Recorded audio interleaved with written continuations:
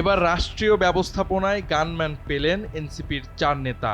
শহীদ শরীফ ওসমান হাদির ওপর হামলার পরপরই জুলাই যোদ্ধা, সমন্বয়ক ও এমপি প্রার্থী ও বিভিন্ন রাজনৈতিক দলের শীর্ষ নেতাদের ব্যক্তিগত নিরাপত্তা নিশ্চিতের উদ্যোগ নিয়েছে সরকার। এরই অংশ হিসেবে জুলাই আন্দোলনে অংশগ্রহণকারী সম্মুখ সারির কয়েকজনকে দেওয়া হয়েছে গানম্যান। তাদের ব্যক্তিগত অস্ত্রের লাইসেন্স দেওয়ার বিষয়টিও চলমান রয়েছে। এই তালিকায় রয়েছেন সাবেক উপদেষ্টা ও এনসিপির আহ্বায়ক নাহিদ ইসলাম, দক্ষিণাঞ্চলের মুখ্য সংগঠক হাসনাত আব্দুল্লাহ, সিনিয়র যুগ্ম সদস্য সচিব তাসনিম জারা ও উত্তরাঞ্চলের মুখ্য সংগঠক সার্জিস আলম। দৈনিক যুগান্তরের এক প্রতিবেদনে এ তথ্য উঠে এসেছে।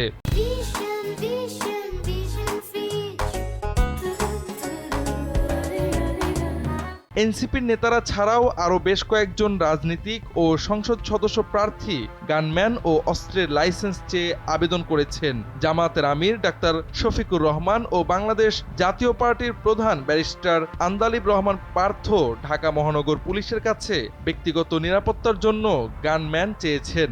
এছাড়া ফ্যাসিবাদ ও আধিপত্যবাদ বিরোধী আন্দোলনে শাহাদত বরণকারী শহীদ ওসমান হাদির পরিবারকে দেওয়া হচ্ছে বিশেষ নিরাপত্তা। হাদির এক বোনকে অস্ত্রের লাইসেন্স ও গানম্যান দেওয়া হবে। পরিবারের অন্য সদস্যরা পাবেন সার্বক্ষণিক পুলিশি নিরাপত্তা। এ তথ্য নিশ্চিত করেছে স্বরাষ্ট্র মন্ত্রণালয় ও পুলিশের উচ্চ পর্যায়ের সূত্র। এদিকে জুলাই গণঅভ্যুত্থানে অংশ নেওয়া অনেকেই নিরাপত্তার জন্য গানম্যান ও অস্ত্রের লাইসেন্স চেয়েছেন। সরকার বিষয়টি গুরুত্ব সহকারে দেখলেও সীমিত পুলিশ সদস্য, শিক্ষার্থী হওয়া এবং ব্যক্তিগত যানবাহন না থাকার কারণে সবাইকে গানম্যান দেওয়া সম্ভব নয় বলছেন সংশ্লিষ্টরা। তবে গোয়েন্দা মূল্যায়নে যাদের ঝুঁকিপূর্ণ ও গুরুত্বপূর্ণ হিসেবে চিহ্নিত করা হয়েছে তাদের অগ্রাধিকার দেওয়া হচ্ছে।